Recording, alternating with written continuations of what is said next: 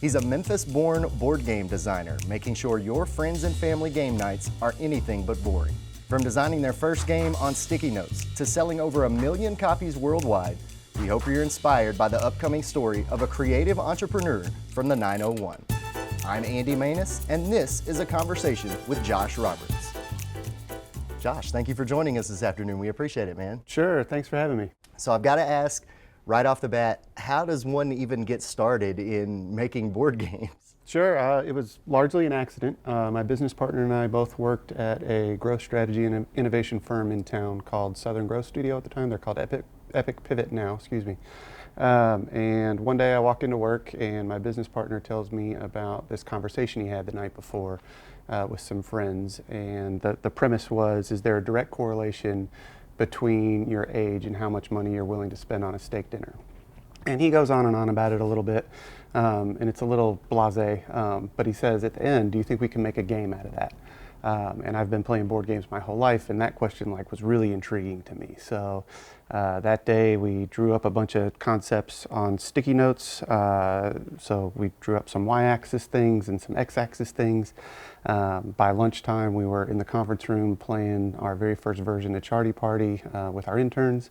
It was pretty clunky. It was really hard to do, and it wasn't a lot of continuous fun, but there were glimmers of fun along the way. So we knew we had something. That's how it all started. Man, it seems like there's got to be a lot that goes into making a game. I mean, you have to come up with the concept, then you have to come up with some rules. And you guys did all this on sticky notes?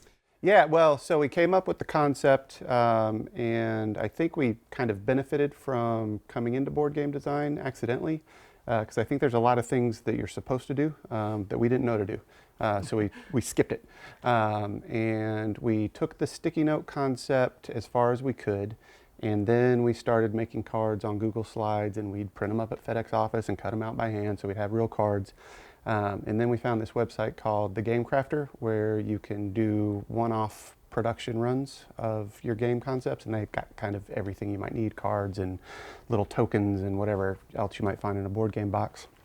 So we made one copy of Charty Party that we toted around all over the city. I still kind of remember the first time we took it to Wiseacre, and I put it on the table, the big square table at the OG Wiseacre, and it was covered in fluid, as bar tops tend to be, and it made me very nervous that we had our one and only prototype sitting on a bar top covered in, I'm guessing beer. Hopefully beer. Yeah, right. Well, so you mentioned kind of a lot to get into in here too, as far as the story goes, but you mentioned that you really liked to play board games a lot when you were a kid. So let's kind of rewind just a little bit and let's talk about your childhood and some of your favorite board games. Favorite might be a strong word for some of the ones I started with. So early on, we did play Monopoly when I was pretty young. We played a lot of Sorry and Life, but I think the ones that really stood out to me, if you're familiar with Fireball Island, it's recently been republished, which is pretty awesome. But back in the 80s, it was like this foam core mountain board, and it had this totem on the top. And I don't even remember how to play exactly, but at certain points in the game, you get to put this red marble in the back of the totem and spin it around and fire it off, and it goes down the trail and hopefully knocks your opponents off of the mountain they're trying to climb, which is super cool. The other one that I loved, and this is kind of contradictory to what I told you at the beginning, is called Space Quest. And I love that one because it's basically Monopoly set in space.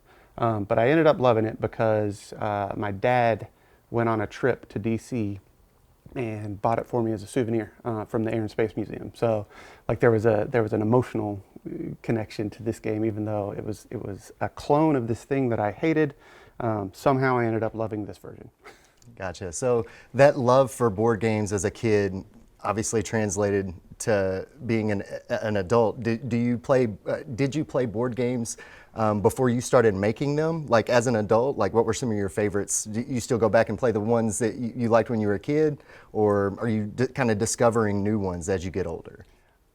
Discovering a lot of new ones as I get older, and it's kind of hard to remember the chronology. I mean, if you look around Board to Beers here, I think they've got something like 3,000 games, and there's something like 6,000 new games get released every year. So remembering what you played when over the last 20 years is kind of tough. I will tell you, recently, my wife and I got back into a game called Wingspan that's pretty famous, and we've been beating that up pretty good. It's a lot of fun. There's another game that we play called Onitama, which is like a weird take on chess with a martial arts theme that's really fun for two people. And then occasionally we'll get into some really deep, long-form strategy stuff. So we play this game called My Father's Work, which you play as like a mad scientist, but over 3 generations, and like you I guess die in between rounds, and you can pass certain things down to your next iteration of your character. It's super fun. Those are the 3 that really stand out to me, I guess. That's very interesting. I mean, you just said something to me that stands out. 6,000 games are made each year. Mm-hmm. As a game designer, how do you come up with an idea that cuts through that clutter? It's not easy, especially because a lot of times it's easy to have a very similar idea to somebody else. So coming up with an original take on something, and we really try with every one of our games to make something that's novel in some way, unique to the space. And if it does have things in common with another game, we want to do something that makes it very distinct and live on its own. But our design process is rather informal. My business partner Evan and I keep a Google Slides document that I think at this point it's got like 300 ideas in it. So each slide has like a headline, a few bullets, and maybe a picture we found on Google Images that's just like, what if we make a game about bonsai trees, right? And kind of a few descriptive bullets for what that might be. And when we finish our development cycle, we go back to that document and we're like, hey, these 3 seem kind of interesting and cool. And we will mock it up the best we can with stuff that we can buy on Amazon or at Lowe's or whatever, and like just paper craft a version of it. And then we'll run some Facebook ads. And that doesn't necessarily make the decision for us on which game we decide to get neck deep in the design process on, but it informs it certainly. Because if we can't market it, if we can't stand out, it might be really, really hard for it to be a productive product for us. So that you guys are kind of, it's a little bit of pre-market testing, I guess. Are you trying to see in the space of board games where there is a need per se? No. Evan and I make stuff that we think is cool. Okay. That's kind of the hard stop. Like if we think it's interesting and fun, like we're going to pursue it. It just takes you two, right? Yeah. And we use the Facebook ad test to see kind of if there's enough people that maybe agree with us that this is a good idea for us to put our time into. So you kind of just went over a little bit of how you guys come up with some ideas. I'm sure you have to do quite a bit of research into other board games to see, okay, is our idea similar? Are they too similar? What happens when you guys come up with an idea and then you find another board game that has very similar ideas? Is it just chalking it back to the drawing board, or is that when you go in and kind of alter some of the minutia of the game that you have in mind? That's a good question. Luckily, we haven't run into a major problem with that yet. The first games we made were super accessible, quick to learn party games. And in that space, you almost can't be like, are we too close to this? Because for a while, every party game had the apples to apples or Cards Against Humanity judging mechanics. That was the first one that came to my mind was Cards Against Humanity. Yeah. So I bring that up to say, like, we changed the judging mechanic for both Ransom Notes and Puns of Anarchy. So it's a little bit different than just somebody's going to sit out this round and then choose a winner. But the judging mechanic's still there. So like, is that a copy of something that already exists? Probably not, but it certainly shares characteristics. I don't remember where I read it, but somebody much smarter about board games than I wrote a book and talked about how there's really only 7 kinds of board games. Like there's not a lot. There's engine builders, tableau builders, like a few things. But like, if that's true, if there's only 7 ways to do this, like how many different ways can you do those 7 things? Right, yeah, you're gonna fit into one of those kinds of categories. So It's got to be really difficult, and you've kind of touched on this a little bit, like coming up with the rules for each one of these. I mean, that's got to be a very painstaking process, right? Yeah, it can be. Especially, I think the magic in board game design for me is figuring out which of the hundreds of good ideas you're going to have around a concept go together to make an elegant game that's fun to play. So what I mean by that is we did a Kickstarter last year for a game called Tiny Laser Heist that's going to launch in October. In the first version of Tiny Laser Heist, I had bolted in all sorts of stuff. Like there was safe cracking, there were cameras, there were guard dogs, like just all this stuff. And then, you know, you start putting it in front of people and you watch them play and it's like, I don't understand how to do the safe cracking. And should I prioritize that over the lock picking, over the, you know, stealing the jewel? So our process, and I think this is very universal, this is not distinct to Evan and I, but the process we tend to follow is we have the idea, we cobble together all the good ideas around it that we can think of, and we play a version of that that's just like clunky and overwhelming and just a lot to deal with. But you pay attention to what your play testers are interested in doing when they're playing with that concept. And then you just start to cut stuff off that doesn't serve the core fun activity, right? So it's one of the things that you have to do to be a good game designer is know when to kill your children, which can be really, really hard. I mean, there's stuff that we cut out of Tiny Laser Heist that I love, that we might revisit someday to make a game around that, but it just didn't work in the context of that specific concept.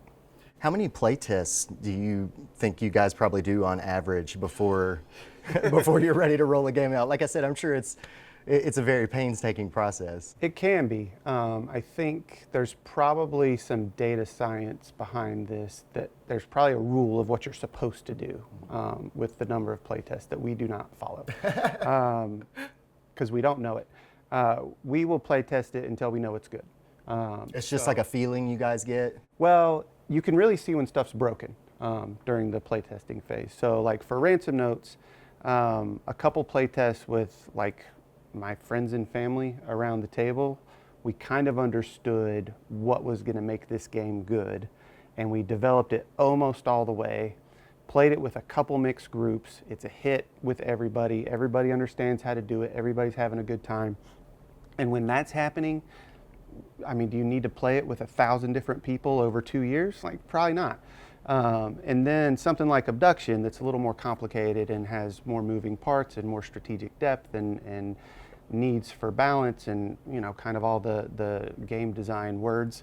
I played, when we were finishing up just the solo player version of that, I played 200 games in a row by myself, solo, and like put in a spreadsheet, this is what happened, this is how I felt about it, and like we ran pivot tables to do the analysis. So we probably did get close to 1,000 playtests on Abduction, whereas Ransom Notes probably had, you know, 20. But that's our biggest hit, and it's in Target and Barnes & Noble and kind of, you know, 5 stars on Amazon. It was the #1 board game on Amazon last holiday season. So like, we didn't play test it exhaustively, but we did something right. I want to talk about getting into the production of the games. Like you mentioned earlier, you guys had a company that produced like your test concepts. What happens when you guys get the game to the point where you're like, all right, people are having fun, this is a finished product? What are the next steps? Do you reach out to a company for like mass production, or how does that process work? Yeah, so just to fill in a little bit of the gap between the Game Crafter copy and mass production. So we don't always finish our games all the way before we put them on Kickstarter, but we always go on Kickstarter for 2 reasons. So the first is it helps you test the market a little bit more than that first preliminary Facebook test that I talked about. You get to put it in front of a larger audience that Kickstarter sort of has baked in, and it's a very game-friendly audience on Kickstarter, so you get a lot of good critical feedback. A couple times off the top of my head, I remember like we got feedback in the comments on our Kickstarter campaigns and implemented those things into the game.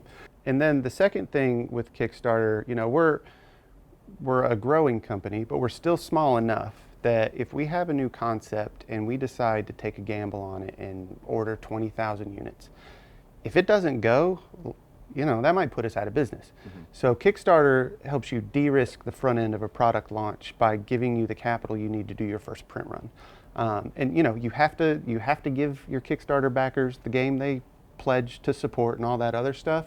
But there's enough margin baked in there that you can do a print run much larger than your Kickstarter campaign, and then see if the product has legs without gambling the health of the company on it. Yeah, absolutely. So how much of that process did you guys have to learn on the fly? Was that something you guys already kind of had a background in, or just one of those things that you're like, well, we don't know what we don't know, so here we go? No, 100% of how we got this business started is, we had the idea for Charty Party. I told you the story about the sticky notes in the conference room with the interns. And then we just sort of started taking what we thought was the next logical step.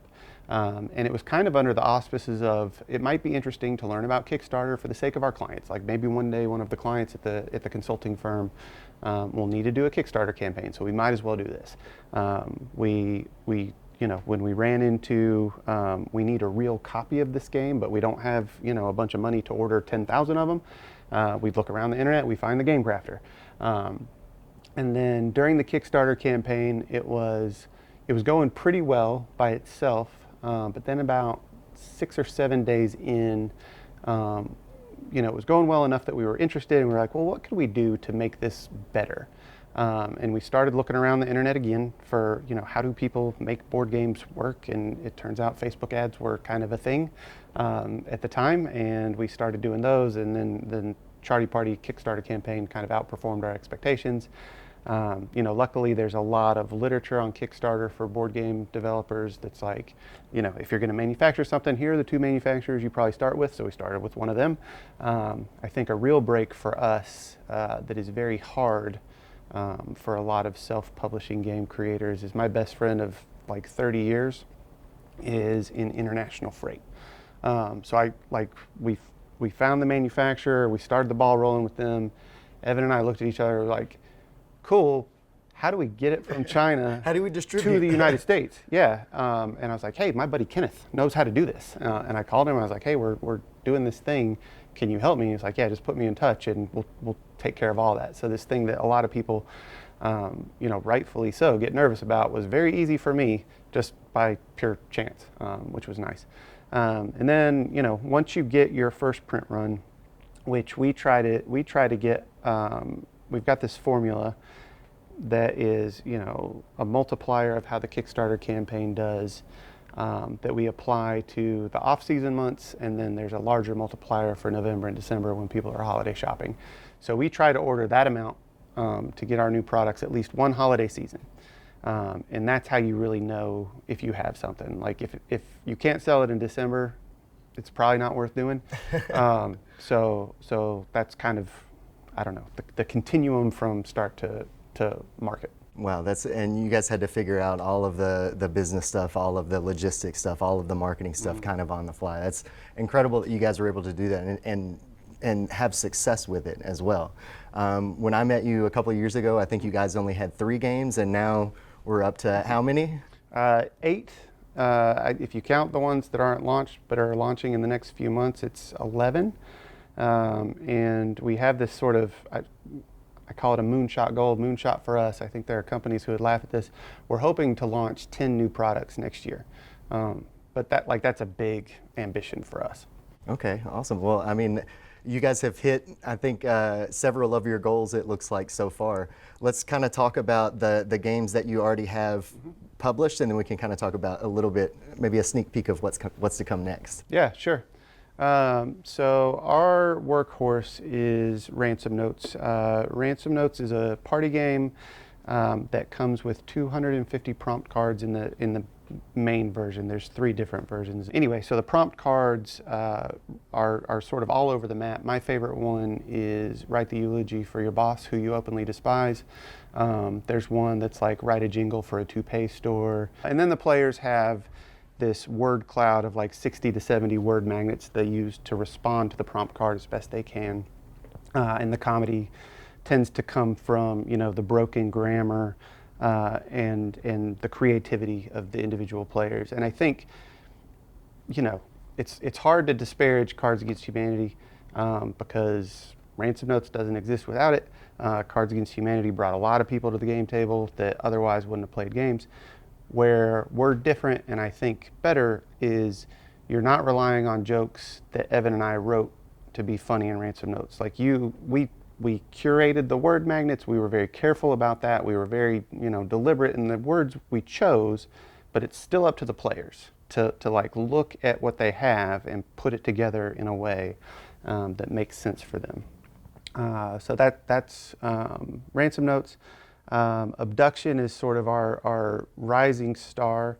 It's a very light strategy game. Is this the first game that you guys made that wasn't like the party judgment, judging system kind of game? Yeah, it is, and that was quite a learning curve for us. I don't know how far down that road you want to go, but well, yeah, happy to do it. Absolutely. I would love to hear about some of the challenges that you guys faced when creating a completely different style of game for the first time. Yeah, sure. So by the time we got to Abduction, we had a pretty good cadence and process for this is how you make a party game. Like, if you can't tell somebody how to play it in 2 minutes, it's too complicated, so cut all the stuff off that makes you go to minute 3 or 4 in the explanation, and there should be like a single thing that players are doing, and it should be very easy. We try to make our games open to the players' creativity, so like, can we make it so you can tell inside jokes or roast your friends? We also try to do a little bit of if you're shy or if you're not happy with your answer for a round, like, can we help you hide and not make a fool of yourself in front of your friends? I don't know that we always succeed with that one, but we try. Anyway, so we got to a point where we could do that very well. But one day I said to Evan, we could keep writing content for Ransom Notes forever. Like I probably wrote 10,000 prompts for Ransom Notes, and it was just, I'd be cutting the grass and something would pop in my head. I'd pull out my phone, write it in the Google Sheet, and we just did that exhaustively. But like, my sense of humor is existential dread. Like, that's it. And so how much of that does the world need in party games? Like, I'm not gonna write stuff that's different than that. And like I mentioned earlier, I've played games my whole life, and on that Google Sheet or on that slides document, we had some concepts for some light strategy stuff, and I said to Evan, it would be really cool if we did a fully baked, like, deep strategy game, stripped it down to the bare essentials to make it very accessible, and made it not look like Lord of the Rings. So, like, people who don't have those proclivities and taste wouldn't be turned off by, like, this is not wizards and orcs fighting, right? Like, it's some cute little ducks moving around in space for some reason. So something everyone can relate to. yeah, right. No doubt. So we had a couple ideas that we wanted to try. We ended up getting the ducks. I had this idea for a concept called aqueducts, and it was basically like a line of shot glasses, and the idea was, how many ducks could you move from one end to the other without spilling the water in the glass, right? And it was terrible. It would have worked. Sounds like water gets everywhere. Well, it does, and there just wasn't anything to it. Like, we would have had to change the laws of physics, and like, if we could make ducks that were the same size but displaced water differently, like, then it might have been fun. But we can't do that, so we didn't. But we had all these ducks, and we knew the ducks tested well in Facebook ads. So we looked through the document and we're like, what other ideas do we have that might make sense as a home for the ducks? So we had Abduction, but it was just like these wooden tokens on a board. And we were like, yeah, let's try this with ducks instead of wooden tokens and see if that works and if it resonates. And from there, I was like, well, the ducks shouldn't just move around the board. There should be something that makes them move and a reason they're moving. So we came up with the UFO and kind of the research project that these aliens are doing on the ducks. And that's how it was born. And it's been a big hit ever since. Yeah, So thank you.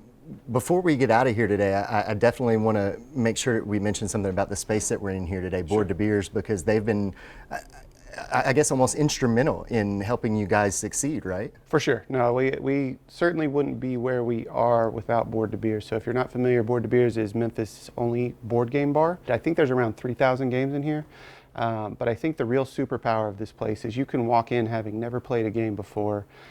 Drew or Taylor will ask you a couple questions and make a recommendation for you that's going to be right on. But the thing that's the coolest, I think, is Taylor, the woman who owns this place.